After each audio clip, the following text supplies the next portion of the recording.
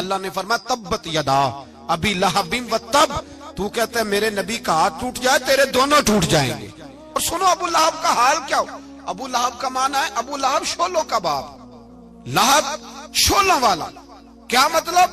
ابو لہب اتنا حسین و جمیل تھا کہ اس کے جو رخسار تھے شولوں کی طرح چمکا کرتے تھے، اتنا خوبصورت تھا، لال سرخ رنگ تھا، خوبصورت آدمی۔ عرب میں جب غربت تھی تو اس کے گھر میں اس وقت بھی 2 اینٹیں سونے کی تھی، اتنا مالدار آدمی اور سردار تھا سارے مکے کا۔ لیکن نبی پاک کی بے ادبی کی تمہیں پتہ ہی نہیں کہ رب دنیا میں سب سے زیادہ ناراض ہی اس سے ہے جو اس کے رسول کا بے ادب ہے، سب سے زیادہ ناراض ہی اسی سے۔ ابو لہب نہ گیا بدر کے موقع پر، ڈر گیا، کہنے لگا میں نے نہیں جانا، مکے میں رہ گیا، نہ گیا جہاد کے لیے، مسلمانوں کے خلاف نہ نکلا۔ لوگوں نے بڑا اس کو لان تان کیا، لیکن کہنے لگا میرے خرچے پہ 4-5 بندے لے جاؤ، میں نہیں جاؤں گا، پیچھے رہ گیا۔ لوگ کہنے لگے بچ گیا، لیکن اس کے جسم کے اندر ایسی بیماری نکلی کہ ریشے سے بھر گیا سارا وجود، ریشے۔ اس کے بچوں نے لے جا کے ابو لہب کو پیچھے ایک حویلی تھی مکے کے باہر، اس میں بند کر دیا، چیختا تھا، چلاتا تھا، میں بد دعا نہیں دیتا، پر اگر کلیجہ پھاڑ کے دیکھو تو دل بڑا زخمی ہے۔ میری حیات کو ٹکڑوں میں بانٹنے والے، جب تیری حیات بھی بکھرے تیری ممات بھی بکھرے، اللہ کرے اسی طرح تو بھی روئے جس طرح آج اس دھرنے میں شہید ہونے والے کی ماں روئی۔ اللہ کرے میری حیات کو ٹکڑوں بانٹنے والے، جب تیری حیات بھی بکھرے، جب تیری ممات بھی بکھرے، بد دعا ہے تمہارے لیے، بد دعا ہے تمہارے لیے، جب تیری حیات بھی بکھرے تیری ممات بھی۔ بند کر دیا اس کو لے جا کے وہاں پیچھے، اور جب اس کو بند کر دیا کمرے میں تو چلاتا تھا، چیختا تھا، کوئی مجھے بچاؤ، کوئی پانی پلاؤ۔ دروازہ توڑ کے باہر نکلا تو چوک میں مر گیا ابو لہب، اتنی بدبو آتی تھی کہ کوئی قریب نہیں جاتا تھا۔ چوک میں لاش پڑی تھی، یہ ہے میت کسی بے ادب کی، منہ دکھانے کے قابل نہیں، ان کے دشمن پہ لعنت خدا کی، رحم پانے کے قابل نہیں ہے۔ چوک میں لاش پڑی ہے، تبت یدا ابی لہب و تب، چوک میں پڑی ہوئی ہے، کوئی قریب نہیں جاتا۔ اس کے بیٹوں سے لوگ جا کے کہنے لگے تمہارا باپ تھا، شرم کرو۔ ایک ملازم کو پیسے دیے اس کے بیٹے نے، کہا گڑھا کھودو اور میرے باپ کو رسی کے ساتھ پکڑ کے اس میں پھینک دو۔ ایک گڑھا کھودا مکے کی گلی میں اور رسی کے ساتھ پکڑ کر، رسی کے ساتھ باندھ کر اس کی ٹانگ کو گھسیٹ کر اس گڑھے میں ڈال دیا، اوپر سے مٹی ڈال دی، بدبو کا وہ ڈھیر بند کر دیا۔ ابو لہب مکے کا سردار تھا، پر جانے کہاں مردود دفن ہے۔ لیکن میانی صاحب کے قبرستان میں جاؤ، میانی صاحب کے قبرستان میں وہ علم الدین جسے اپنا نام بھی نہیں لکھنا آتا تھا، ہزاروں لوگ روزانہ اس کی قبر پہ کھڑے ہوتے ہیں اور رسول اللہ کی نعتیں سناتے ہیں۔ جا کے دیکھو تو صحیح، منظر کتنا بدل گیا۔ اور جب غازی علم دین شہید کا جنازہ اٹھا تو امیر ملت پیر جماعت علی شاہ صاحب کی چیخ نکل گئی، اور ڈاکٹر اقبال رونے لگے، اور قائد اعظم تڑپنے لگے، منتیں کرتے تھے محمد علی جناح کہ یارو تھوڑے پیچھے تو ہٹو، میرا بھی دل کرتا ہے میں بھی ذرا اسے کندھا دے لوں، ذرا پیچھے تو ہٹو۔ محمد علی جناح جیسے لوگ تڑپتے تھے، اور جب قبر میں اترنے کی باری آئی تو ڈاکٹر اقبال نے ہاتھ باندھے، کہنے لگا او دوستو اقبال پہ تھوڑا رحم کھاؤ، اسے میرے ہاتھوں پہ رکھو، قبر میں اتار دیتا، اسے میرے ہاتھوں قوت عشق سے ہر پست کو کر دے، دور میں اس میں محمد سے اجالا کر دے، اور کی محمد سے فاتون تو ہم تیرے، یہ جہاں چیز ہے کیا لوح و قلم تیرے ہیں۔ اور اقبال کہنے لگے دیکھو میں شعر لکھتا رہا، اور یہ لوہاراں دا منڈا نمبر لے گیا۔ میرے نبی پاک صلی اللہ، ایک شخص حضور کے سامنے بیٹھا ہے تو منہ چڑھا چڑھا کے باتیں کر رہا ہے۔ کچھ لوگ نقلیں اتارتے ہیں، اور بزرگوں کی نقل اتارنا اور بزرگوں کی توہین کرنا یہ رب کو سب سے ناپسندیدہ فعل ہے، توہین کے انداز میں نقل اتارنا۔ تو کہتے ہیں منہ چڑھا چڑھا کے باتیں کر رہے تھے، میرے حبیب نے فرمایا نہ ایسے کر، بڑے میٹھے انداز، کیوں اپنے منہ کو بگاڑ رہا، نہ کر۔ کہنے لگا جی ہے ہی ایسا۔ حضرت ابو ہریرہ فرماتے ہیں میں قریب بیٹھا تھا، حضور مسکرا رہے ہیں، اور نہ کر ایسے. کہنے لگا جی یہ میرا منہ ہے ہی ایسا. فرماتے میں دیکھ رہا تھا حضور کے چہرے کا رنگ بدلا, آنکھوں میں جلال آیا. فرمایا اچھا جا پھر ایسا ہی ہو جائے, جا پھر ایسا ہی ہو جائے. کہتے ہیں میں نے دیکھا اس آدمی کا منہ بگڑ گیا. حضرت ابو ہریرہ فرماتے ہیں وہ رویا کرتا تھا مدینے کی گلیوں میں اور کہتا تھا کوئی مجھے معافی لے دو, لیکن گرا جو ان کی نگاہ سے وہ سنبھل نہیں سکتا. گرا جو ان کی نگاہ سے کبھی سنبھل نہیں سکتا. کوئی ایسا کام نہ کرے, کوئی ایسا کام نہ کرے کوئی بھی جس سے حدیث صحیح میں موجود ہے بنی اسرائیل کے ایک شخص نے اپنی ماں سے بد دعا لی تھی اور عابد زاہد تھا, لیکن ماں کا نافرمان تھا. تو اماں نے کہا جا مرنے سے پہلے تو آزمائش میں مبتلا ہو جائے. رب کی خفیہ تدبیر سے ڈرنا چاہیے. تو مرنے سے پہلے ایسی آزمائش میں ڈال گیا کہ ایک بری عورت نے الزام لگا دیا. لگا الزام, لیکن زمانے میں رسوائی چاروں جانب ہو گئی. تو لوگ آ کے کہتے تھے تیرے ساتھ کیا بنا؟ کہتے کچھ بھی نہیں, میری اماں نے میرے لیے بد دعا کی تھی, اس کا رنگ دیکھ رہا ہوں. کیوں میں نے ستایا اپنی ماں کو؟ توبہ کر, دعائیں لیا کریں زندگی میں. بد دعاؤں والے کام ہم تو 1 منٹ لگاتے ہیں بد دعا لینے میں, 1 منٹ لگاتے ہیں, 1 منٹ. ایک میں بزرگوں کا پڑھ رہا تھا ایک دفعہ اخبار میں, تو ان کی آنکھیں کالی ہو گئی, اندر سے کالی ہو گئی. تو بیچارے نابینا ہو گئے. کسی نے ان سے کہا کہ ہوا کیا؟ تو کہنے لگے ایک شرارتی لڑکے نے میرے آگے کھڑے ہو کے 2-3 دفعہ ریس دی تو دھواں میرے منہ پہ پڑا, تو آنکھوں کے اندر گھس گیا ہے, بڑے علاج کرائے, لیکن اس کی شرارت تھی نا. تو وہ کہتے ہیں میں تو یہی کہتا ہوں کہ اللہ کرے تجھے بھی کبھی یہ معاملہ ہو, تجھے پتا چلے. ہم نہیں, باز ہی نہیں آتے, ہم کسی کو تکلیف دینے کا کوئی موقع ہاتھ سے جانے نہیں دیتے. میرے عزیزو یاد رکھو, ڈھونڈا کرو کہاں کہاں کس کس کو ستا بیٹھے, کس کس کی توہین کر بیٹھے, کہاں کہاں ہم نے لوگوں کے بد دعائیں اکٹھی کی. بد دعائیں پیچھا کرتی ہیں, جس طرح دعا پیچھا کرتی ہے بد دعا بھی پیچھا کرتی ہے. وہ پیچھے پیچھے چلتی ہے, وہ تاڑتی ہے. عتبہ نے میرے رسول پاک صلی اللہ علیہ وسلم کی بے ادبی کی. حضور علیہ الصلوۃ والسلام کے چہرہ انور پر اس نے معاذ اللہ ثم معاذ اللہ تھوکنے کی ناپاک جسارت کی. میرے حبیب نے دعا فرمایا یا اللہ اللہم سلط علیہ کلب, اللہ اس پر درندہ مسلط کر دے. ابو لہب کا بیٹا تھا, رات کو جب سوتا تھا تو ابو لہب 2-4 بندوں کو معاوضہ دے کے کھڑا کرتا تھا کہ نیزے لے کے کھڑے ہو جاؤ, میرے بیٹے کے قریب کوئی نہ آئے. توجہ ہے آپ کی؟ نیزے لے کے کھڑے ہو جاؤ. لوگ کہتے تو انہیں نبی بھی نہیں مانتا اور بات ہر ایک مانتا ہے, پیغمبر بھی نہیں مانتا. تو ان کے جملے کہنے لگا میں مانوں نہ مانوں بات الگ ہے, لیکن میرا تجربہ ہے جو اس کے منہ سے نکل جاتا ہے وہ ہو جاتا ہے, جو ان کی زبان اتھر سے نکل جاتا ہے وہ. ایک سفر پہ جا رہے تھے, قیام کرنا تھا, سونا تھا, 4 پہیاں لگی چاروں جانب. تو بیچ میں ابو لہب نے اپنے بیٹے کی 4 پائی لگائی, بیچ میں. جاگ رہے ہیں آپ لوگ؟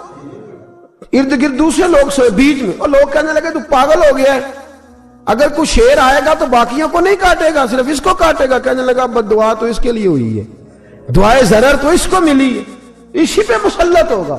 شیر آیا رات کے اندھیرے میں, لوگ تھکے ہوئے تھے, ایک بندہ جاگ رہا تھا. وہ کہتا ہے اس نے سب کے منہ سونگے, لیکن کسی کو اس نے تکلیف, کسی کو تکلیف. سونگتے سونگتے عتبہ تک آیا, اور لفظوں کا فرق دیکھیے گا, آیا ہے, چیرا ہے, پھاڑا ہے, ٹکڑے کیے, حصے بکھرے کیے, لیکن ایک بوٹی بھی نہیں کھائی.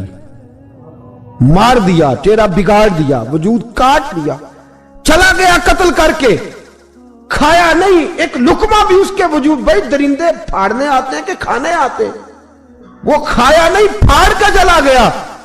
تو لوگ سویرے پوچھنے لگے صحابہ سے کہ ماجرا کیا ہے؟ تو گویا صحابہ زبان حال سے کہہ رہے تھے گستاخ کا گوشت گندا ہوتا ہے, جانور بھی نہیں کھایا کرتے, گندا ہوتا ہے. یہ ہے میت کسی بے ادب کی, منہ دکھانے کے قابل نہیں ہے. ان کے دشمن پہ لعنت خدا کی, وہ رحم پانے کے قابل نہیں ہے. میرے رسول پاک صلی اللہ علیہ وسلم کی زبان اطہر سے اگر کبھی کسی شخص کے لیے ایسا جملہ نکل گیا تو پھر اس نے بھی اس کا پیچھا کیا, لیکن میرے حبیب نے دعائیں ہی دی ہیں. ام حرام, یہ بخاری کی حدیث ہے, ایک خاتون ہے رضی اللہ تعالیٰ عنہ. وہ کہتی ہیں ایک دن نا میں نے کہا یا رسول اللہ میرا دل کرتا ہے میرے گھر آئیں. تو حضور تشریف لائے تو بڑے تھکے ہوئے، محبوب سفر تھا تو کہتے تھکے ہوئے تشریف لائے تو حضور آ کے بیٹھے ہی تو میں نے دیکھا کہ نیند کی طرف توجہ ہے حضور کی. کہتے میں نے تکیہ پیش کیا تو میں قربان جاؤں محبوب میرے گھر میں آرام کرنے لگے. کہتی ہم سارے نظارے دینے لگے، دیکھو ہم کتنے خوش قسمت ہیں کہ ہمارے بسترے بھی نور نالا نور ہو گئے، ہمارا گھر بھی چمک گیا، روشنی پھیل گئی. کہتے ہیں حضور سوئے، جب اٹھے نا تو مسکرا رہے تھے. حضور اٹھے تو اس زمانے میں کوئی تصور نہیں تھا بیڑی بیرے کا. کشتی جو سمندر میں چلتی ہے اس کا تصور ہی نہیں تھا. ابھی قریب قریب نہیں بنتی تھی وہ کشتیاں، دور دور علاقوں میں بنتی تھی، اور اگر بنتی بھی تھی تو ان میں بیٹھ کے مجاہد نہیں جاتے تھے، مجاہد خشکیوں کے رستے جایا کرتے تھے. بی بی کہتی ہیں حضور اٹھے تو مسکرا رہے تھے. تو میں نے کہا حضور آپ کیوں مسکرا رہے ہیں، خیر تو ہے؟ تو نبی پاک نے فرمایا میں نے دیکھا ہے سوتے ہوئے کہ میری کچھ امت کشتیوں پر بیٹھ کے بھی کافروں کے خلاف جہاد کرے گی، دریاؤں میں بھی. اقبال نے کہا نا دشت تو دشت ہے، دریا بھی نہ چھوڑے ہم نے، بحر ظلمات میں دوڑا دیے گھوڑے ہم. کشتیوں میں بھی جہاد کرے گی، میں نے دیکھا ہے. تو کہتی ہے میں نے فٹافٹ کہا یا رسول اللہ مجھے بھی شامل کر دے ان میں. حضور مجھے بھی ان میں. حضور ذرا جلدی جلدی دیکھا جو ان کو بانٹتے، تو میں نے بھی بڑھ کے پیار سے دستے عطا کے سامنے دستے طلب بڑھا دیا. میں نے بھی آگے بڑھ کے کہا حضور تھوڑی خیر ادھر، حضور مجھے بھی شامل کر دے. کہتے پہلے بوڑھی تھی. نبی پاک نے ہاتھ اٹھائے کہ یا اللہ اس کو بھی ان میں شامل کر دے. اب فرماتے ہیں سرکار کا وصال ہوا، کوئی جہاد نہیں ہوا سمندر والا. حضرت ابو بکر کے زمانے میں کوئی جہاد نہیں ہوا سمندر والا. مجھے لوگ کہتے تو نے مرنا کب ہے؟ میں نے کہا جب تک کشتی والا جہاد نہیں ہو جاتا. جب تک کشتی والا، جو دن کو کہہ دیا دن ہے تو دن نکل آیا، جو شب کو کہہ دیا شب ہے تو رات ہو کے رہی. خدا نے ان کی زبان کو وہ اختیار دیا، جو نکلی منہ سے ان کے وہ بات ہو کے رہی. فرمایا جب تک کشتی والا جہاد نہیں ہوتا میں نے مرنا. تو پھر بابے کو کہنے دو نا عرش فرشتے بانگا ملیاں، مکے پہ گئی شور، اور بلے شاہ ایسا نہیں مرنا.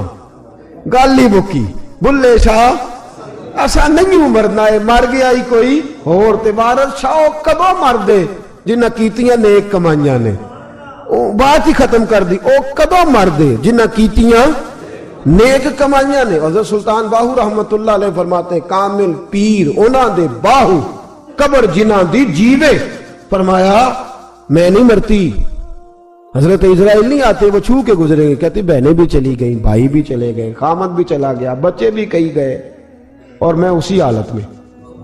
حضرت ابو بکر صدیق کا وصال ہوا، حضرت عمر کا وصال ہوا، حضرت عثمان کا گن رہے ہیں آپ لوگ. حضرت ابو بکر کے 2.25 سال، حضرت سیدنا عمر فاروق کے کم و بیش 10 سال، حضرت عثمان غنی کے تقریباً 11 سال. کتنا عرصہ ہو گیا؟ کہتی ہیں کوئی. پھر حضرت علی کے 4.5 سال. بی بی کہتی ہے میں ترو تازہ تندرست کی تندرست لوگ پہتے ہو، بی بی تیرے ساتھ والے سارے چلے گئے، تو کب جائے گی؟ تو میں کہتی ساڑھے نبی دی زبان، ساڑھے نبی دی زبان، ساڑھے واسطے قرآن، میں کیسے جاؤں؟ ابھی جہاد ہی نہیں ہوا. کہتے ہیں خلفائے راشدین نے پردہ کیا. حضرت امیر معاویہ کا دور آیا اور حضرت امیر معاویہ نے قسطنطنیہ کے لیے جب مجاہد بھیجے تو سمندر کا رستہ تھا. کہتی ہیں جب سواریاں جانے لگی تو کہنے لگے کچھ بیویوں کی بھی ضرورت ہے کھانا پکانے کے لیے. کہتی ہے میں ہاتھ بھی کھڑا کرتی رہی، درود بھی پڑھتی رہی، اور محمد کی صداقت پر شکر بھی ادا کرتی رہی. کہتے ہیں میں نے ہاتھ کھڑا کیا تو مجھے کچھ لوگ کہنے لگے بی بی تو سلیکٹ ہو جائے گی، تو بوڑھی ہے. تو کہتی ہے میں نے کہا سلیکٹ ہو کیا جاؤں گی، مجھے جانے والے سلیکٹ کر کے گئے ہیں، مجھے سلیکٹ کیا گیا ہے. جنہوں نے ظاہری پردہ کیا ہے نا سلیکٹ مجھے. حضور نے دعا کر دی تھی تو نبی پاک کی دعا. فرماتی ہیں ہم نے کشتی میں بھی بیٹھی، جہاد بھی کیا، اور جس دن وہ جہاد ختم ہوا حضرت ام حرام کا وصال ہو گیا. تو لوگوں سے پوچھتے بی بی چلی گئی؟ کہنے لگے ہاں مصطفیٰ کا کیا ہوا وعدہ جو پورا ہو گیا ہے. میرے محبوب نے جس کو دعا دے دی، میرے رسول کریم نے جس کے لیے دعا کر دی. دوسرا درجہ والد کا. اگرچہ رسول پاک علیہ السلام کے والد گرامی آپ کی ولادت سے قبل تشریف لے گئے تھے، لیکن میرے حبیب پاک علیہ السلام نے جناب ابو طالب کے ساتھ جو رویہ رکھا اور پھر حضرت عباس کے ساتھ جو رویہ رکھا، پتہ کیا حال تھا؟ جب رسول پاک علیہ الصلوۃ والسلام فرماتے ہیں غربت تھی تو مجھے جناب ابو طالب نے پالا، ان کی زوجہ حضرت فاطمہ بنت اسد رضی اللہ تعالیٰ عنہ جو جناب علی المرتضیٰ کی والدہ ہیں، فرماتے ہیں کہ انہوں نے میری بڑی خدمت کی، مجھے گھر میں رکھا، پیار سے رکھا۔ میرے والد اور والدہ کے وصال کے بعد، چچا کے جانے، دادا کے جانے کے بعد چچا اور چچی نے پالا اور اس گھر کو ایک مکمل ماحول فراہم کیا۔ پھر ایک وقت آیا کہ جناب ابو طالب پہ غربت آئی۔ نبی کریم صلی اللہ علیہ وسلم بکریاں چرانے جاتے تھے اور وہاں سے جو اجرت لے کے آتے تھے سیدھی لا کے چچا کی ہتھیلی پہ رکھتے تھے، چچا کی ہتھیلی پہ رکھتے اور فرماتے تھے کہ چچا آپ اپنے مصارف کے لیے اس کو خرچ کر سکتے ہیں، یہ عالم۔ اور پھر چچا نے بھی تو کمال کر دی نا، پھر اس چچا نے بھی تو کمال کر دی نا۔ سارے لوگ کٹھے ہو کے آ گئے نا حضرت ابو طالب کے پاس اور آ کے کہا کہ جناب اپنے بھتیجے کو منع کیجیے ورنہ ساری برادری آپ کی مخالفت کرے گی، حد ہو گئی، اب حد ہو گئی، اب ساری ان سے کہیے کہ انہیں دولت چاہیے یا عرب کی کوئی خوبصورت عورت چاہیے یا معاذ اللہ کوئی اور چیز کا مطالبہ کرتے ہیں تو ہم دینے کو تیار ہیں، لیکن ان کو کہتے ہیں کہ یا تو تبلیغ چھوڑ دے، یا ان کا یہ بھی کہنا ہے کہ جو آپ کا مطالبہ ہے آپ بتلائیں۔ حبیب پاک علیہ السلام نے فرمایا کہ اگر وہ میرے سیدھے ہاتھ پہ چاند رکھیں، دوسرے پہ سورج رکھیں، پھر بھی میں اللہ کی توحید کا اعلان کرتا ہی رہوں گا، میں تو اس دعوے سے باز نہیں آؤں گا۔ جناب ابو طالب نے کہا بھتیجے پھر میں بھی بوڑھا ہو گیا ہوں۔ توجہ ہے آپ کی؟ میری بات سمجھ میں آ رہی ہے؟ جس آدمی کا بڑا سہارا ہو نا، بڑا، وہ جب کہتا ہے نا نہیں، بندہ کی نا کچھ امیدیں وابستہ ہوتی ہیں کچھ لوگوں کے ساتھ، وہ ایک دو چار لوگوں کو کام کہتے ہیں، پھر انہیں پتا ہوتا ہے کہ فلاں آدمی سے میری امید وابستہ ہے، وہ کبھی نہیں جائے گا۔ جب ابو طالب نے کہا نا کہ میں پھر بوڑھا ہو گیا ہوں، تو اللہ کے حبیب اٹھے، حضور سید عالم صلی اللہ علیہ وسلم کی مقدس آنکھوں میں آنسو ہے، گویا حضور فرما رہے ہیں کہ چچا باپ کا الفت بھائی کی نہیں کرتا جائیداد کے تنازع میں جتنی بھتیجے اٹھ کے کرتے۔ جناب ابو طالب نے دیکھا کہ رسول پاک نے رخ پھیرا، آنکھوں میں آنسو ہے، اچھا چچا تیری مرضی، یہ لفظ کہے تو حضور کی آنکھیں بھر آئی۔ جناب ابو طالب بوڑھے آدمی تھے، اٹھے، پیچھے دوڑے، حضور کو کندھے سے پکڑا، کھینچ کے رخ اپنی طرف کیا، سینے سے لگایا اور کہا بھتیجے جا، جو تیرے دل میں آتا ہے کر، خوشی ہو یا غم ہو، کوئی ساتھ دے نہ دے، تیرا چاچا ہمیشہ تیرا ساتھ دیتا رہے گا، جا تجھے اجازت ہے، جو تیرے دل میں ہے۔ میرے دوستو، بحیثیت ایک سربراہ خاندان کے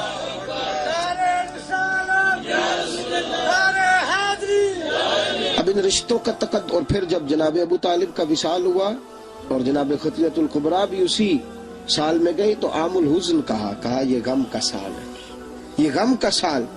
رشتوں کا تقدس جو نبی پاک علیہ السلام کے آنے پہ قائم ہوا، قبل اس کے انسانیت اس سے آشنا نہ تھی۔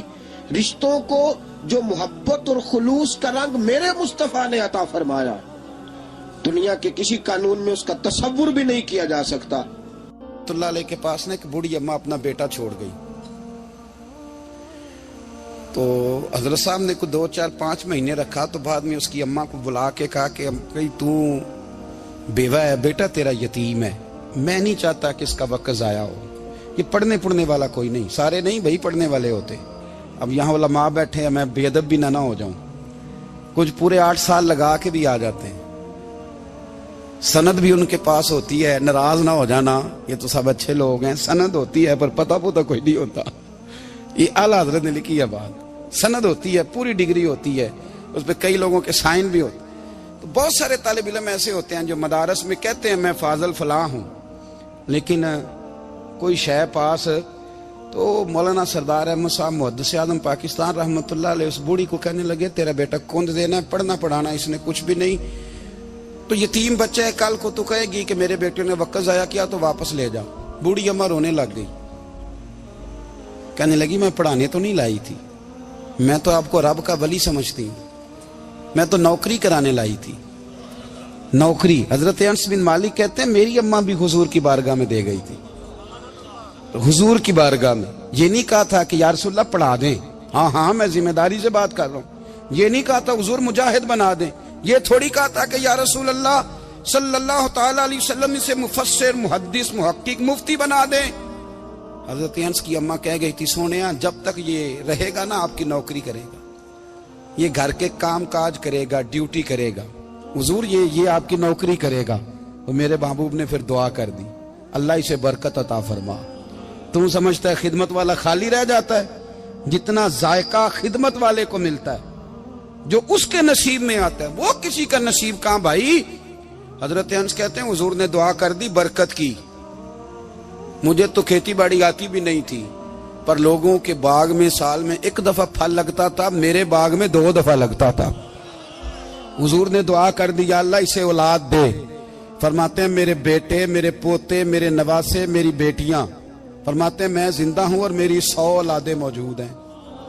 پریشان ہو گیا 100 سن کے کہ بچے 2 ہی اچھے، 100 اولادیں میری موجود ہیں۔ حضرت انس بھی مولانا سردار احمد صاحب کے پاس نا چھوڑ گئی بچہ، کہنے لگی حضرت جی میں کو پڑھانے کے لیے تھوڑا چھوڑ گئی ہوں، میں تو اس لیے چھوڑ کے گئی ہوں کہ آپ مہربانی کریں، خدمت کرائیں۔ تو حضرت جی کہنے لگے کوئی ایسا کام ہی نہیں، خدمت والا کیا کراؤں؟ کہنے لگی پٹھے پوا لیا کرو جی۔ ان لڑ پیندے نے کہنے نے بچے کام کر دیں مدرسے دا، حالانکہ اب کہاں بچے کام کرتے ہیں، اب تو گزر گیا دور، اب تو بچے کام کراتے ہیں۔ اب بچے بھی ناراض ہو رہے ہیں، گور گور کے دیکھ رہے ہیں، صحیح پہ رہا ہوں آپ کو، بچے کام کراتے ہیں، بچے کہاں کام کرتے ہیں۔ کہنے لگی یہ چارہ ڈالے کرے گا آپ کی بھینسوں کو۔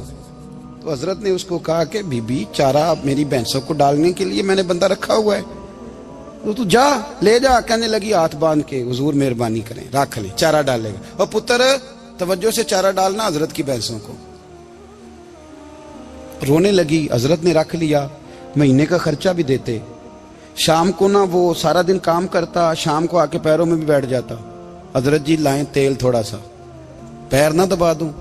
8 سال ساتھ والے پڑھتے رہے، یہ بیچارہ نوکری کرتا رہا، میرا روپ بھی نہیں تے میرا رنگ بھی نہیں، اور مینو یار منان دا ٹنگ بھی نہیں۔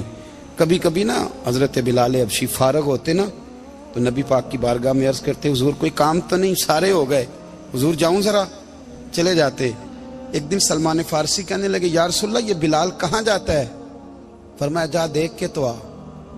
حضرت سلمان واپس آئے تو آ کے رونے لگے، کہنے لگے سونیا جب یہاں سے جاتا ہے نا تو جا کے سیدہ فاطمہ کی چکی پیسنی شروع کر دیتا، بی بی صاحبہ کے کام کرنے لگتا ہے، گھر میں جا کے اسنین کی ڈیوٹی کرتا ہے، وہاں بھی کام یہاں بھی کام۔ وہ چارہ ڈالتا رہا، اس نے چارہ ڈالا۔ حضرت محدث اعظم کی بھینسوں کو دستار فضیلت کا وقت آ گیا، سارے پگڑیاں سجا کے آ گئے، آج دستار ہوگی۔ یہ نہ پیچھے ہو کے بیٹھ گیا، چونکہ پڑھا ہی نہیں تھا تو دستار کا ہے کہ دستار تو اس کی جو پڑھے گا، ہم نے تو پڑھا ہی نہیں، ہم نے تو یار پڑھا، گھر پڑھا، ڈیوٹی کری۔ حضرت محدث اعظم رحمت اللہ علیہ کے ہاں جب اعلان ہونے لگا نا کہ اب دستار ہوگی تو حضرت نے پہلا اعلان اس کا فرمایا۔ تو مجھان والا بندہ کپڑے بھی کدی کدی بدل دے نا، وہ کہتا ہے جس حال میں بھی تھا میں پلٹ کے دیکھنے لگا کہ پڑھا پڑھایا تو ہے، کوئی شے نہیں، تو یہ ماجرا کیا ہے؟ پیچھے سے اٹھ کے آئے تو کہتے ہیں باقیوں کی دستار کسی عالم نے کی، کسی صوفی نے کی، لیکن یہ بھینسوں کو چارہ ڈالنے والا جب آیا تو محدث اعظم نے فرمایا پگڑی کے بال کو کوئی ہاتھ نہ لگائے، یہ ساری دستار میں نے کرنی ہے۔ اور فرماتے ہیں حضرت بال بھی دیتے جاتے تھے اور آنسو بھی بہاتے جاتے تھے، ماتھا بھی چومتے تھے، اور فرماتے تھے دستار کے بعد چلا تو نہیں جائے گا یار، مجھے تو عبادت بھی نہیں رہ گئی، مجھے تو چابیوں کو بھی نہیں پتا کون سی کہاں رہتی ہے، جائے گا تو نہیں تو رو پڑا۔ کہنے لگا سونیا جائے تو وہ جس کے پلے کچھ ہے ہو، آتا جاتا تو ہے کچھ نہیں، مجھے کس نے رکھنا ہے، میں نے کہاں جانا ہے، ادھر کہاں تو ادھر ہی رہوں گا۔ وہ اس طالب علم کے سارے استاد بھائی کہتے ہیں اس نے دستار کرائی، پڑھا پڑھایا کچھ نہیں، پر جو مسئلہ اڑ جاتا تھا نا، وہ جو اڑ جاتا تھا نا، وہ جا کے اس سے پوچھتے تھے تو کتابیں کھولنے کی ضرورت نہیں پڑتی تھی۔ حضرت ام سلمہ رضی اللہ تعالیٰ عنہ کہتی ہے میں نے عرض کی یا رسول اللہ صلی اللہ علیہ وسلم میری بچی بڑی بیمار ہے، تو مجھے کسی نے کہا ہے یہ تھوڑی سی نشے والی چیز ہے، یہ بنا کے تیار کر کے دو صحیح ہو جائے گی، بیمار ہے بچی تو یہ نشے والی چیز ہے، اس کو تیار کر کے دو، تھوڑا نشہ ہے۔ اگرچہ بعض میں نے شروع میں کہا بعض لوگ مریض کو, سخت مریض کو ایسی ادویات جو مجبوری بن جائے اس کی گنجائش اور اجازت دیتے ہیں. محتاط علماء تو اس میں بھی بہت ساری چیزیں پہلے بیان کرتے ہیں, لیکن اس نے کہا جی نرا نشہ دینا ہے شفا کے لیے. حضرت ام سلمہ کہتی ہے میرے نبی پاک نے میری طرف دیکھا, میری طرف, تو میں نے کہا یا رسول اللہ آپ کیا فرمانا چاہ رہے ہیں؟ تو نبی پاک نے فرمایا ام سلمہ کبھی ناپاک چیز میں بھی شفا ہوئی ہے, کبھی ناپاک چیز میں بھی, کبھی شراب اور خمر میں بھی شفا ہو سکتی ہے. شفا رب کریم نے رکھی ہے پر شہد کے اندر رکھی ہوئی ہے, شفا اللہ نے رکھی ہے قرآن مجید میں رکھی ہوئی ہے. تو اس میں بھی کبھی یہ حضور نے بیان کیا ہے کہ اس کے اندر شفا ہو سکتی, تو امت کتنی دلیری کرتی ہے جو یہ مشورے دیتی ہے کہ اس کے اندر نشہ ہے, شراب ہے, تو کھانسی چلی جائے گی تو فلانی بیماری چلی جائے گی. نہ آؤ ان چیزوں پہ, نہ اپنے ایمان کو خرابی دو, اور نہ ایسی باتیں کرو جس سے کہ ڈائریکٹ رسول اللہ صلی اللہ علیہ وسلم کے واضح ارشادات کی مخالفت ہو. میرے نبی پاک صلی اللہ علیہ وسلم نے فرمایا, اور پھر کچھ لوگ کہتے ہیں تھوڑی پی ہے جی. اب تو میں تجزیے میں پڑھ رہا تھا کہ ایسی شراب ایجاد ہو گئی ہے, لوگ شراب پیتے ہیں اور وہ مست بھی رہتے ہیں, کار بھی چلاتے رہتے ہیں, کہتے ہیں جی نہیں ہمارا ذہن معاف نہیں ہوا تو یہ والی صحیح ہے, نشہ نہیں لاتی. میرے نبی پاک صلی اللہ علیہ وسلم نے فرمایا جس چیز کی تھوڑی مقدار, زیادہ مقدار حرام ہے اس چیز کی تھوڑی مقدار بھی حرام ہے, جس کی زیادہ مقدار حرام ہے اس کی تھوڑی بھی. تو خمر اور شراب اگر فل پینا جائز نہیں تو تھوڑی پینا بھی جائز, یہ حرام ہے اور حرام تھی اور قیامت تک حرام ہی رہے گی. میرے نبی پاک صلی اللہ علیہ وسلم نے منع کیا اور حضور نے اظہار ناپسندیدگی فرمایا, اور میں 40 دن تو عبادت ہی قبول نہیں ہوتی شراب پینے والے جب تک سچی توبہ نہ کرے. یہ لفظ جب ادا کرتا ہوں تو شرم سے میری زبان لڑکھڑاتی ہے کہ یار درباروں پہ بھی نشہ بکتا ہے. میں یہ بات کر رہا ہوں صوفیاء کا ترجمان, درباروں پہ, مزاروں پہ, اور سجادہ نشینوں تمہیں زمین نگل جائے, آسمان تمہیں لے اڑے, تم پر قہر نازل ہو, تم نے باپ دفن کر کے تو وہاں نشے کا اڈا بنا لیا, ماؤں سے بیٹے چھیننے لگے ہو, عورتوں کے سروں سے کپڑے چھیننے لگے ہو, سہاگ مارنے لگے ہو, بیٹیاں اور بیٹے یتیم کرنے لگے ہو, نشہ بیچتے ہو درباروں اور مزاروں پہ. یہ تماشا لگ گیا. کیسے کروں یہ بات, پر کرنی پڑ رہی ہے, مجبوری ہے, یہ مضمون مکمل نہیں ہو سکتا. بند کر دیں وہ دربار, ہمیں نہیں چاہیے جن درباروں پہ نشہ بکتا ہے. میں ذمہ داری سے کہہ رہا ہوں, بات ریکارڈ ہو رہی ہے. جوتے کی نوک پہ وہ سجادہ نشین جو امت کو ڈرگز دیتا ہے, وہ سجادہ نشین کا ڈیرا نہیں, وہ گند کا اڈا ہے.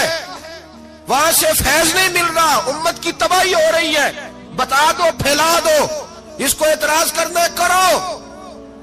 میرے رسول پاک سید عالم صلی اللہ تعالی علیہ وسلم کا دین ضروری ہے, کسی پیر کی سجادگی ضروری, بولیے سجادگی ضروری. بڑی ذمہ داری سے کہہ رہا ہوں اور نمائندگی کر رہا ہوں اپنی جماعت کی. نہ ہمارے بزرگوں نے کل اس کی حمایت کی تھی, نہ آج کرتے ہیں, نہ قیامت تک کریں گے. بند کر دے وہ دربار اور مزار. بزرگ دنیا میں یہ کام کرنے آئے تھے, اور ہماری سوچ اتنی گر گئی ہے, اتنے ہم کمزور ہو گئے. کہتے ہیں جب اس کو چڑھ جاتی ہے تو پھر بڑی معرفت کی باتیں سناتا ہے. تجھے شرم نہیں آئی ہے لفظ کہتے ہوئے؟ اب نشئی تجھے معرفت سکھائے گا؟ اب تو شرابی سے, بھنگی چرسی سے دین سیکھے گا؟ کہتے ہیں اس نے پی ہوئی تھی, چڑھی ہوئی تھی, بات کر دی تو میرا کام بن گیا. اتنی گندی اور میلی سوچ صاحب ایمان کی ہوتی ہے. تو اب نشیوں سے جا کر دعائیں کرائے گا؟ سن, میرے نبی پاک صلی اللہ علیہ وسلم نے فرمایا جو شراب پی لے, نشہ کر لے, اس کی تو 40 دن تک عبادت رب قبول نہیں فرماتا. تو کہتا چڑھی ہوئی تھی تو اس نے دعا کر دی, تجھے شرم ہی نہیں آئی بات کرتے؟ حیا ہی نہیں کیا تو نے جملہ بولتے؟ یہ کوئی تصوف اور طریقت ہے؟ جاؤ اٹھا کے لے جاؤ. ایسی کوئی تصوف اور طریقت ہمیں نہیں چاہیے. ہمیں وہ والی طریقت چاہیے جس میں خدا کے قرآن کی بات ہوتی ہے اور محمد مصطفیٰ کے فرمان کی بات ہوتی ہے صلی اللہ علیہ وسلم. تو بھائی یاد رکھو, یہ کوئی طریقہ نہیں. ایک مزار ہے, مجھے ایک صاحب کہنے لگے آ جائیں یہاں بھی فاتحہ پڑھیں. میں نے کہا یہاں کیا ہے؟ کہنے لگے تھے تو بابا جی نشہ وشا کرتے، پر اب سنا ہے لوگوں کی منتیں بڑی پوری ہوتی ہیں، مجھے جذبات بڑے کم آتے ہیں۔ میں نے اس آدمی کو گریبان سے پکڑ لیا، میں کہ ادھر ہٹ، وہ تو نشہ کرتا تھا اور تو جاتا تھا، تیری یہ کیسے طاقت ہوئی؟ تو نے مجھے مشورہ دے دیا، تو ہمیں کمزور سمجھتا ہے؟ ہم کمزور ایمان کے لوگ ہیں، اور میں یہاں تجھے کہوں گا نہیں نہیں میں یہاں نہیں جاتا، میں وہاں جاتا ہوں۔ بالکل کوئی لگی لپٹی بات نہیں، کھری بات۔ تصوف وہ، دربار وہ جہاں قرآن پڑھا جائے اور رسول اللہ کی حدیث سکھائی جائے، باقی کوئی مطلب نہیں کسی قسم کا۔ میں داتا صاحب کبھی جاؤں نا جلسہ کرنے کسی کام سے، کسی تقریب میں، تو میں داتا صاحب کے مزار پہ نہیں جاتا۔ میں کہتا ہوں یار یہ یرانہ نہیں کہ بندہ کسی کام آیا تھا تو فاتحہ پڑھ لی، واپس چلو گکھڑ سے اسپیشل آئیں گے داتا صاحب کے مزار پہ حاضری دیں، اور میرے سنگی گواہ ہیں کہ میں اسپیشل ٹائم نکال کے بہت سارے کام چھوڑ کے اسپیشل جاتا ہوں، اور میں مراد ماننے نہیں جاتا، میں داتا صاحب کا شکریہ ادا کر دے جاتا ہوں۔ میں ان سے کہتا ہوں حضور آپ کی مہربانی، آپ یہاں آئے تو ہمارے بڑے بھی رسول اللہ کے غلام بن گئے۔ میں تو سلام عقیدت پیش کرنے جاتا ہوں، ہم مزارات پر جانے کے قائل نہیں، بلکہ ہماری تو عقیدت کا درجہ ہی مکمل نہیں ہوتا جب تک ہم مزار پہ سلام نہ کریں۔ پر مزار داتا صاحب کا، مزار خواجہ معین الدین اجمیری کا، مزار غوث اعظم جیلانی کا، مزار محدث اعظم مولانا سردار احمد کا، مزار اولیاء کا، مزار میاں شیر محمد شرک پوری کا، مزار رب کریم کے بندوں کا۔ بھنگیوں چرسیوں کے مزار نہیں ہوتے، اور نام ان مزارات کے قائل ہے، بالکل قائل نہیں ہم۔ میں تھوڑے دن پہلے لاہور گیا تھا، تو میں کار میں میاں صاحب میاں شیر محمد شرک پوری کا ذکر کر رہا تھا۔ میں اپنے دوستوں سے کہہ رہا تھا یار بہت بڑا بابا ہوا ہے، تو مجھے کہنے لگی کرامت کیا ہے؟ میں نے کرامت یہ ہے کہ ساری زندگی سنت کا درس دیا ہے۔ تو مجھے کہنے لگے آپ کبھی گئے نہیں؟ میں نے کہا میں اسپیشل گیا تھا، اور تھوڑے دنوں کے بعد پروگرام بناؤں گا تو میں ساتھ لے کے جاؤں گا۔ ہم مزارات کے قائل ہیں، حاضریاں دیں گے مزاروں پہ، لیکن بھنگیوں چرسیوں کے مزاروں پر جانے کے قائل ہیں؟ زور سے بولے، یہاں جانے کے قائل ہیں؟ کوئی عقیدہ نہیں ہے ہمارا۔ نشہ بکے گا اب مزاروں پہ، اب یہ تصوف ہوگا وہاں، یہ طریقت ہوگی۔ اور ملت پر رحم کھاؤ، خدا را اگر تمہارے قومی ادارے کہتے ہیں رپورٹ کرنے والے کہ 70 لاکھ پاکستانی نشہ کرتا ہے، تو کیا تمہیں یہ نہیں پتا کہ نشہ بیچتا کون ہے؟ کیا تمہیں یہ نہیں پتا کہ ڈرگز کا کاروبار کون کرتا ہے؟ اگر تمہیں یہ پتا ہے تو کیا یہ خبر نہیں تمہیں کہ ان رگوں پر یہ خون اتارتا کون ہے؟ میں اپنے بزرگوں سے معذرت کے ساتھ، نشے کا آغاز، ناراض تو نہیں ہو جائیں گے بزرگ، نوجوانوں کو میں لتاڑ لیتا ہوں لیکن بزرگوں کی عزت کرنا سنت ہے، تو میں بزرگوں سے معذرت کے ساتھ یہ یوں سمجھ لیے خوگرے حمد سے تھوڑا سا گلا بھی سن لے۔ نشہ سگریٹ سے شروع ہوتا ہے،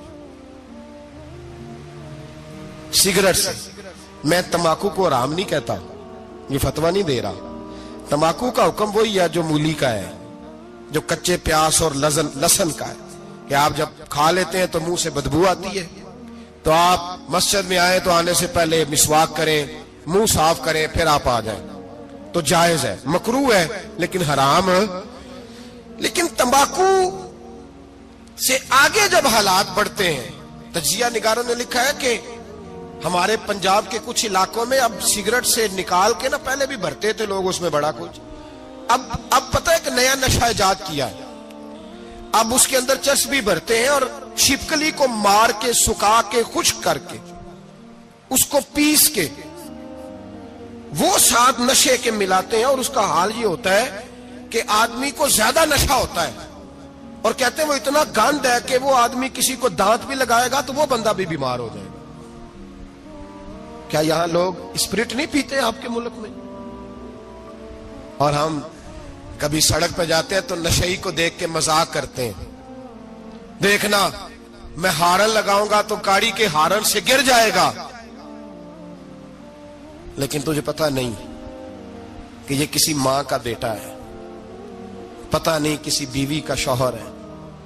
ایک ہمارے دوست ہیں، بزرگ ہیں، ان کا داماد فوت ہو گیا، نشہ کرتا تھا، تو میں تعزیت کرنے ان کے گھر پہنچا تو کھڑے ہو گئے ہاتھ باندھ کے، کہنے لگے حضرت صاحب باقی ساریاں گلاں چھڑ دیو، صرف نشے تے تقریر کریا کرو. وہ جب جیتا تھا تو تب بھی اس کے بچے یتیم ہی تھے, یتیم ہی تھے. میری بیٹی جب میرے گھر آتی تھی اور میں اپنے پوتوں کے اترے کپڑے اسے پہننے کو دیتا تھا تو میرا کلیجہ پھٹتا تھا. اور میری بیٹی اس کی زندگی میں بھی بیوہ کی زندگی گزار رہی تھی. وہ میری بہوؤں کے اترے ہوئے کپڑے پہنتی تھی. کوئی دعا کرو, کوئی جلسے کرو, یہ لت ختم ہو جائے. اور کہنے لگا اب میرے وہ چلا تو گیا ہے, دادا دادی اس کے پہلے کوئی نہیں, چچا ہے کوئی نہیں, جب تک تو میں زندہ ہوں ان نواسوں کو کوئی روٹی کا لقمہ, کوئی کپڑا مل جائے گا. لیکن سوچتا ہوں میں بوڑھا ہوں, مر گیا تو ان کو کوئی پوچھے گا بھی نہیں, کون ان کی خبر. اتنا ظلم اس قوم سے, اتنی زیادتی. اور آرام سے لکھ کر لوگ گزر گئے کہ یہ 70 لاکھ ہے, ان کا درد تو سمجھو, تکلیف تو سمجھو. 7 فٹ کا سونا جوان اور نشے کا عادی ہے تو کسی نالی میں پڑا ہوا ہے. اور میں نے کہا اس قوم کے ساتھ اس سے بڑا بھیانک مذاق کیا ہوگا. کوئی دانشور تھا بڑا ظالم, اس ظالم سے کوئی مشورہ لینے آیا. اس نے آ کے کہا تو بڑا ظالم ہے, بڑے کڑوے مشورے دیتا ہے, میرا ایک دشمن ہے, میں اس سے بدلہ لینا چاہتا ہوں, میرا دل کرتا ہے اس کا بچہ قتل کر دوں تاکہ وہ تڑپے. تو ظالم نے کہا اسے قتل نہ کر, وہ تو اس کا باپ 2-4 مہینے رو کے چپ کر جائے گا. پھر میں سخت سزا دینا چاہتا ہوں, مشورہ دے. تو اس نے کہا اس کے بچے کو نشے پہ لگا دے. جس کا بچہ نشہ کرے گا وہ باپ روز مرے گا, روز جیے گا, وہ ماں روز مرے جیے گی, نشے پہ لگا دے. اس قوم کے ساتھ سب سے بڑا ظلم یہ ہوا کہ ملت کا جوان نشے پہ لگ گیا, ڈرگز پہ لگ گیا. اتنے تباہ حالات ہوئے کہ جوان چڑھتی جوانیاں, اماں نے کتاب دے کے بھیجا تھا, اور کالج سے واپس آئے تو نشے کے ٹیکے ہاتھوں میں پکڑے ہوئے, ٹیکے. اور آپ کے اس ملک کے اسلام آباد میں ایک دن میڈیا نے وہ خبر بھی وائرل کی اور وہ چیز بھی دکھائی لوگوں کو. 3 مہینے کا بچہ لے کے نشئی سڑک پہ آ گیا. اس نے کہا میرا نشہ ختم ہو گیا, میرا بچہ خرید لو, 2 پڑیاں دے دو. تو وہاں بیبیاں جو سن رہی تھی وہ بھی چیخے مار کے رو رہی تھی. یہ ظلم کیا اس قوم کے ساتھ, اور کرپشن کی لعنت نے اجازت دی سپلائی کرنے والوں کو کہ گلی گلی بیچے, گلی گلی. انہوں نے کچھ تھوڑا ظلم نہیں کیا ان حکمرانوں نے. اور ہماری اپوزیشن, اس کو نہ صرف اتنا پتا ہے کہ یہ جائیں اور ہم آئیں, اس سے زیادہ کوئی غرض نہیں. بھائی کرپشن کے خلاف نکلے ہو تم, نشے کے خلاف کس دن نکلو گے, جوئے کے خلاف کس دن, قوم تو مر رہی ہے نشے سے, اس کے خلاف میدان میں کب آؤ گے. صرف اتنا ہے کہ یہ جائیں اور ہماری باری آئے, اس سے زیادہ کچھ نہیں. میرے رسول کریم نبی رحمت علیہ السلام, مکے کا زمانہ اسلام پر غربت تھی, کمزوری تھی. قبیلہ زبید کا ایک شخص مکے آیا, زبیدی. ایک مکے میں منڈی لگتی تھی, اس کا نام تھا حضورہ. یہ جو حضورہ منڈی تھی, اس منڈی پر ابو جہل کا قبضہ تھا. آج کل تو نہیں قبضہ ہوتا منڈیوں پر کسی کا, حضورہ نامی منڈی پہ نا ابو جہل کا قبضہ تھا. اونٹ بڑے خوبصورت تھے, شاندار تھے. اس نے کہا میں نے بولی دینی. ابو جہل نے اعلان کہ خبردار کوئی بولی نہ دے. بڑی دور تھا قبیلہ زبید, وہ آدمی واپس لے جا نہیں سکتا تھا, مجبور ہو گیا. ابو جہل کہنے لگا 1/4 حصہ قیمت دوں گا اور اونٹ تمہیں دے کے جانے پڑیں گے, یعنی اگر 1 لاکھ کے ہیں تو 25,000 کے دو. بندہ بڑا پریشان ہوا, چودھریوں سے بات کی تو کہنے لگے بدماش بڑا ہے, ہم شریف لوگ ہیں. شریف اور بزدل میں, بزدلی کو شرافت کا نام نہ دو, پکی بات کر رہا ہوں. شریف اور بزدل میں شریف ضرور بنو پر بزدل نہ بنو. جی ہم جی شریف لوگ ہیں جی, وہ کیا مطلب. کوئی پاس نہ آیا, وہ بیچارہ نہ کونے میں بیٹھ کے رونے لگ گیا. کہنے لگا میں کدھر جاؤں یارو, میں واپس بھی نہیں لے جا سکتا, اور 1/4 حصے میں دے کیسے جاؤں, اتنا نقصان. وہ رو رہا تھا تو کہیں حضرت زید بن ارقم نے سن لیا. آپ فرمانے لگا کیوں روتا ہے. کہنے لگا یار میں نے تو اہل عرب کی تعریف سنی تھی, میرے ساتھ کھڑا ہی کوئی نہیں ہوتا. تو آپ فرمانے لگے تو نے عربی دیکھا ہی کب ہے. اگر کائنات کا حسین و جمیل عربی دیکھنا ہے تو جا حرم مکہ میں بیٹھا ہے.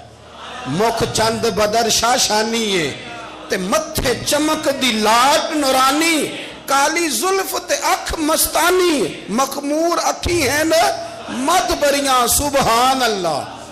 ما اجمل کا, ما احسن کا, ما اکمل, کتھے مہر علی. تے کتھے تیری سنا مشتاق اکھی کتھے جال. تو نے دیکھا کب ہے؟ اگر عربی دیکھنا ہے نا تو وہ بیٹھا ہے, جا کے حرم میں ٹیک لگائے, مظلوموں کے والی, غریبوں کے ماوا, رسول رحمت, ایک سادی سی چادر اوڑے حضور بیٹھے تھے.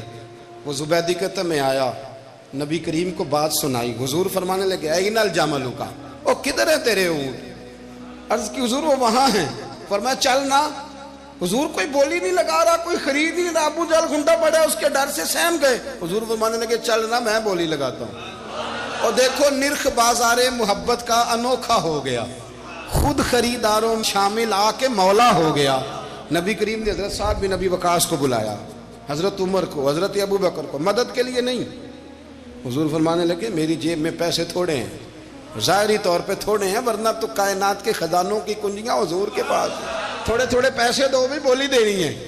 سب سے پیسے لیے میں چلو بولی لگانے چلے. حضور آئے, اللہ اکبر, یہ میرے رسول کا طریقہ ہے.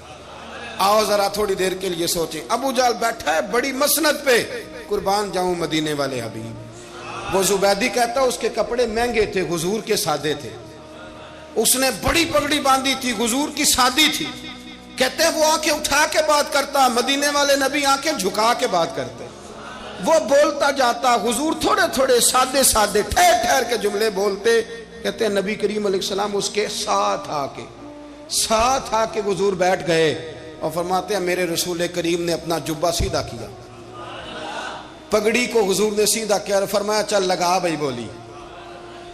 اس نے لفظ بولے, پھر حضرت ابو بکر نے بولی دی, پھر حضرت عمر نے دی, پھر سعد بن ابی وقاص نے دی, پھر زید بن ارقم نے دی, پھر رسول کریم نے دی. وہ کہتا ہے جتنے میں بیچنا چاہتا تھا نبی پاک نے ڈبل میں میرے اونٹ خریدے, ڈبل میں اونٹ خریدے میرے رسول. سلام اس پر کہ جس نے دشمنوں کو بھی کبائیں دی, سلام اس پر کہ جس نے گالیاں سن کر دعائیں دی.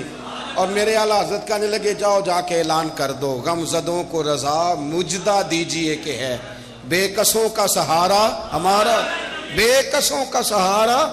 جاؤ غم زدوں کو رضا مجدہ دیجئے کہ ہے بے کسوں کا سہارا. رسول کریم صلی اللہ علیہ وسلم نے نا خریدا مال, اور حضور سید عالم وہاں سے نکلے, اور نکلتے وقت حضور فرمانے لگے ابو جہل تیری آج شکایت آئی ہے, آج کے بعد نہ آئے. مکہ سارا اس کے ساتھ ہے, حضور کی مخالفت ہو رہی ہے, 40 لوگ ہیں صرف کلمہ پڑھتے, اور دین کا کام دار ارقم میں قید ہو کے کرنا پڑتا ہے. لیکن جب ظالم کے خلاف نکلے ہیں تو پھر دار ارقم میں بند ہو کے نہیں, پھر میدان میں نکلے اور فرمایا آج کے بعد تیری شکایت نہ آئے. کہنے لگا جی بالکل نہیں آئے گی, میں آپ کو موقع نہیں دوں گا. حضور چلے گئے تو پیچھے سارے کافر اس کے گرد اکٹھے ہو گئے, کہنے لگے ہم پہ تو بڑا روب ڈالتا ہے, اب تجھے کیا ہوا, پانی پانی ہو گیا, تو کیا کون سا سانپ سونگ گیا, بولا ہی نہیں.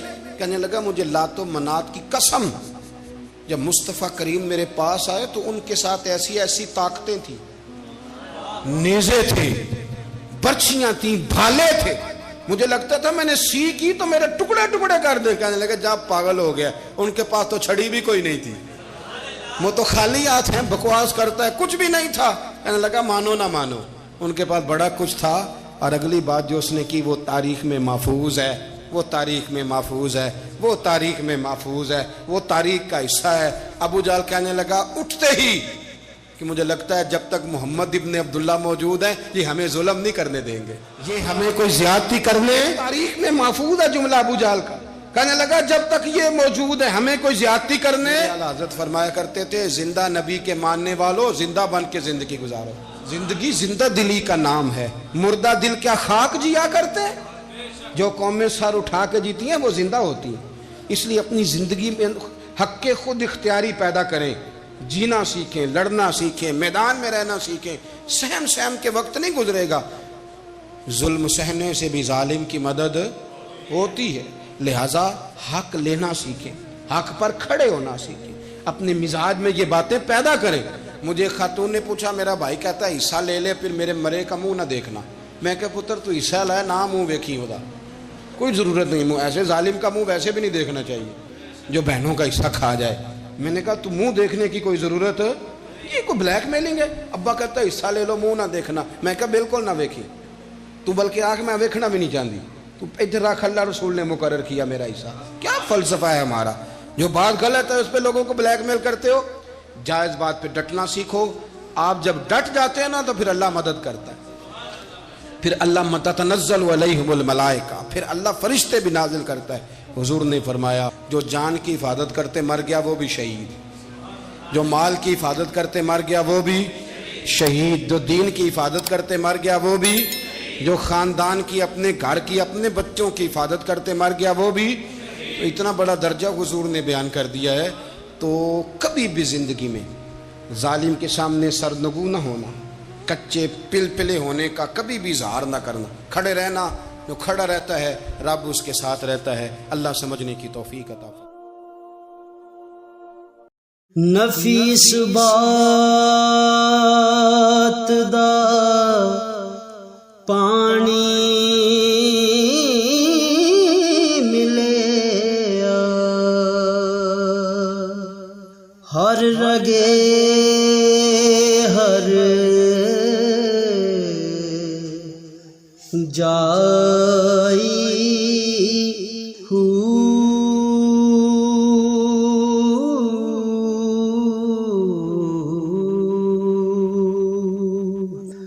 اندر بوٹی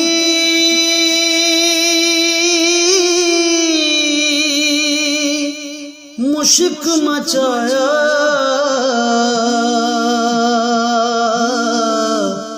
جان پھولن تے